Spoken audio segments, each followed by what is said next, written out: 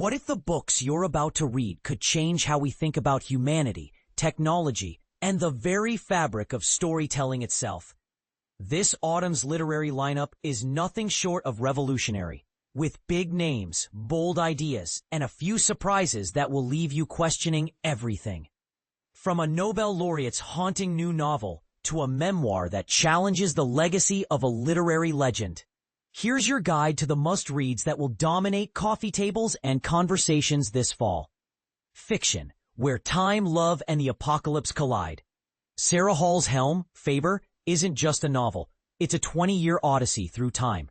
Set in Cumbria's Eden Valley, it traces the life of the Helm, the UK's only named wind, from ancient shamanic rituals to modern climate crises.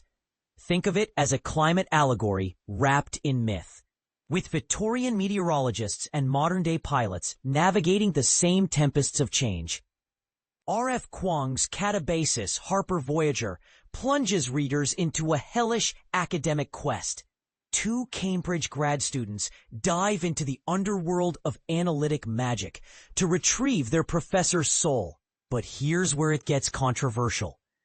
Does this fantasy adventure mock academia's obsession with theory? Or is it a love letter to intellectual obsession? The answer might depend on how you feel about grad school. Samantha Schweblin's Good and Evil and Other Stories, Picador, is a masterclass in unease. The Argentine author, known for her eerie short stories, explores the thin line between our inner and outer worlds. One story follows a woman who discovers a hidden room in her house, only to find it's not empty. And this is the part most people miss. The horror isn't in the monsters, but in the ordinary moments that spiral into chaos. Ian McEwan's What We Can Know, Jonathan Cape, is a dystopian love letter to literature. A future scholar in flooded Britain deciphers a poem from the 21st century. But does art survive catastrophe? McEwan dares to ask, and your answer might shape your view on the value of art in a dying world. Nonfiction, Truth, Power, and the Cost of Progress. Elizabeth Gilbert's All the Way to the River, Bloomsbury, is a raw, unflinching memoir about a toxic relationship. But here's the twist. It's not just about love and loss. It's a meditation on addiction, recovery, and what it means to find freedom in the face of death. Is self-forgiveness possible, or does the past always haunt us? Eliezer Yudkowsky and Nate Soares' If Anyone Builds It, Everyone Dies, Bodley Head, is a wake-up call about AI. The authors, including one of the most vocal AI doomsayers, argue we're on the brink of catastrophe. But here's the debate. Is this a necessary warning or a fear-mongering panic? Share your thoughts in the comments. Do you think AI is our greatest threat or our savior? Kamala Harris's 107 Days, Simon Schuster, is a political thriller in real life. After Biden dropped out, Harris had just 107 days to save the Democratic Party. But here's the question.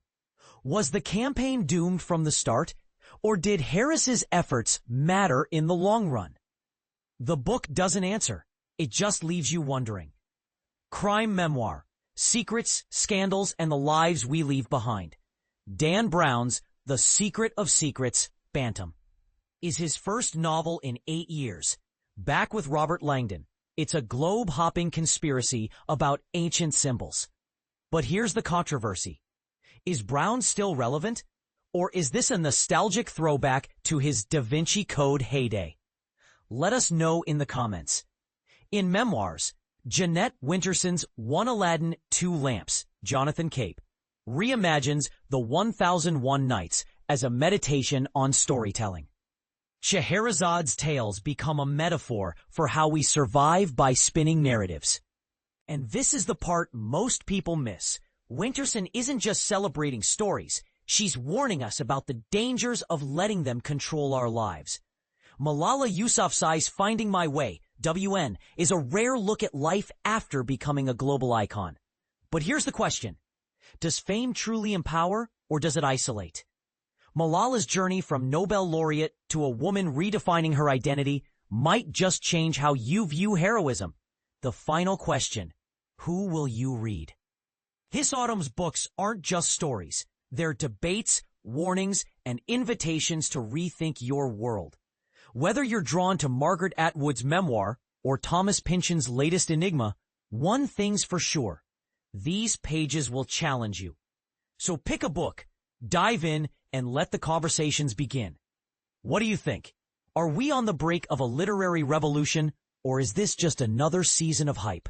Share your take below.